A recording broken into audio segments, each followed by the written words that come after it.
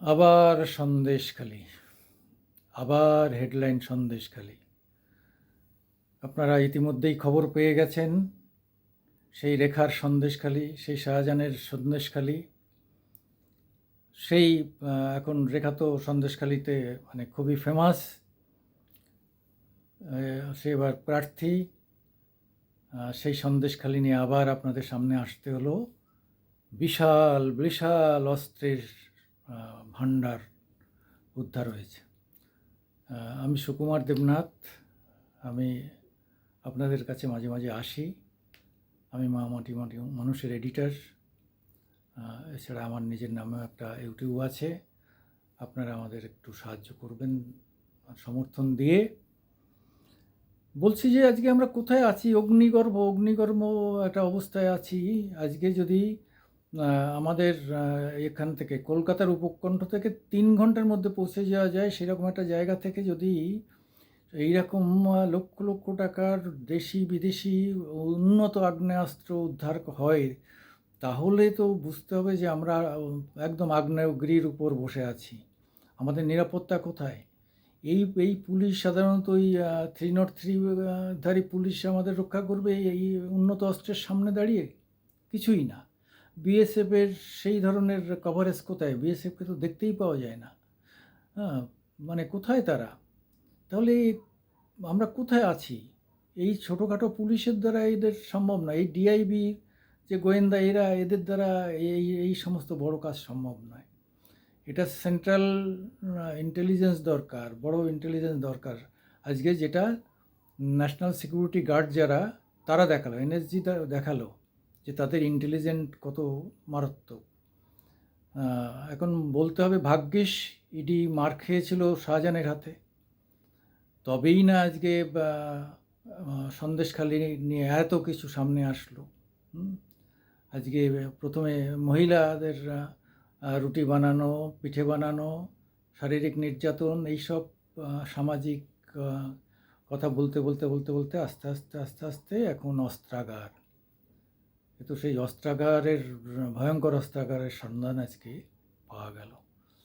আপনারা ওখানে যারা গেছেন, কলকাতার মানুষ মানে অনুমান করতে পারবেন না কত বিচ্ছিন্ন দ্বীপ, কত দূরের দ্বীপ, কত সাধারণ মানুষ কীভাবে সেখানে বেঁচে আছে। যদিও কিছু কিছু রাস্তা পাকা টাকা হয়েছে, কিন্তু তবুও আমরা ওখানে গেলে বুঝতে পারি যে আমরা শহুরের যে সুবিধা ভোগ করি তা এরা ছিটেফোঁটাও পায় না।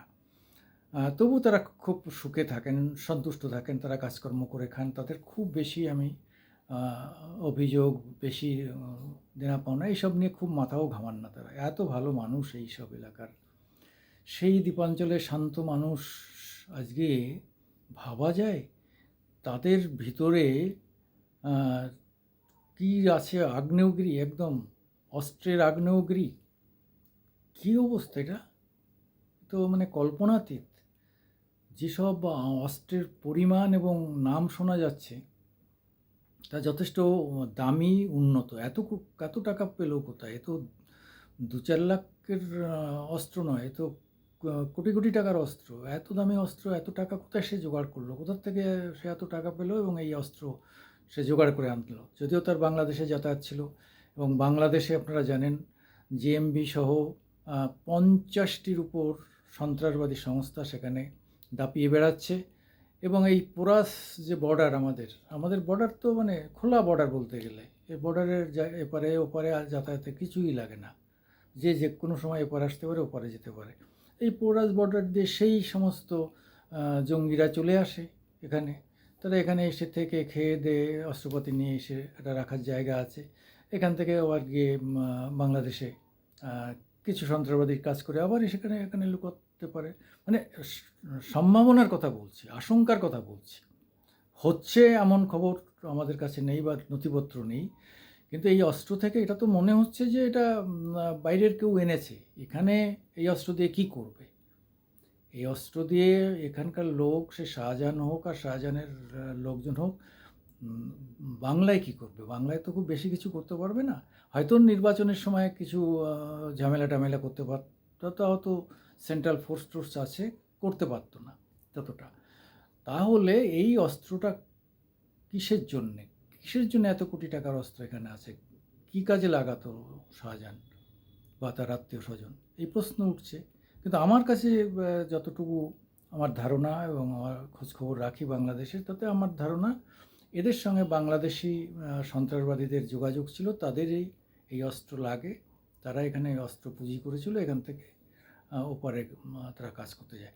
এটা যদি হয়ও, সেটাও তো আন্তর্জাতিকভাবে আমাদের একটা প্রতিবেশী রাষ্ট্রের সঙ্গে, তাহলে আমরা বেইমানি করছি, আমরা বিশ্বাসঘাতকতা করছি। তাদের সঙ্গে আমাদের যে সুন্দর সম্পর্ক, প্রতিবেশী সুলভ সম্পর্ক, সুসম্পর্ক, তার বিরুদ্ধে কাজ করছি। এটা তো হতে পারে না এবং হতে দেওয়াও যায় না। ফলে আমাদের সবাইকে সতর্ক থাকতে হবে। আর আরও প্রায় ১ মাস কিছু ২-৪ দিন বেশি ভোটের আছে। এই ভোটের সময়টা আমরা সবাই অন্যদিকে ব্যস্ত থাকব। ফলে আমাদের এবার দায়িত্ব পড়ল যে এটাও মাথায় রাখতে হবে সবসময়, যে আমাদের সুরক্ষার ব্যাপারটা আমাদের মাথায় রাখতে হচ্ছে। যে এইরকমভাবে যদি অস্ত্রাগারের সন্ধান পাওয়া যায়, তো সাংঘাতিক ব্যাপার। এমনি ছোটোখাটো ইম্প্রোভাইজ গান টান বিভিন্ন জায়গায় আপনার বেহাত থেকে এসে তৈরি করে টরে দিয়ে যায়, ওই কাঁটা বন্দুক টন্দুক বলে যারা। এগুলো তো এর সাথে ছোটোখাটো ব্যাপার, এই ভয় দেখাতে খুব একটা যা কাজে লাগে, উন্নত কিছু না। তাতেই মাঝে মাঝে খুন হয়ে যাচ্ছে। আর সেখানে যদি এত উন্নত অস্ত্র থাকে, তো সাংঘাতিক ব্যাপার, সাংঘাতিক ব্যাপার। আসুন আমাদের সবাই যার যার নাগরিক দায়িত্ব পালন করে এই ধরনের অস্ত্রের বিরুদ্ধে আমরাও রুখে দাঁড়াই। আবার অভিনন্দন জানাচ্ছি এনএসজিকে, ন্যাশনাল সিকিউরিটি গার্ডদের, এবং তাদের যে ইন্টেলিজেন্স, তাদের যে গোয়েন্দা বাহিনী, তাদের খবরাখবর যারা দিচ্ছে, তাদের সোর্স যারা, তাদের সবাইকে ধন্যবাদ। তারা একটা বিরাট বিরাট বিপদ থেকে বাংলাকে রক্ষা করেছে, সন্দেশখালীকে রক্ষা করেছে, কলকাতাকে রক্ষা করেছে। নমস্কার, আমি সুকুমার দেবনাথ। মাঝে মাঝে আসি আপনাদের সামনে।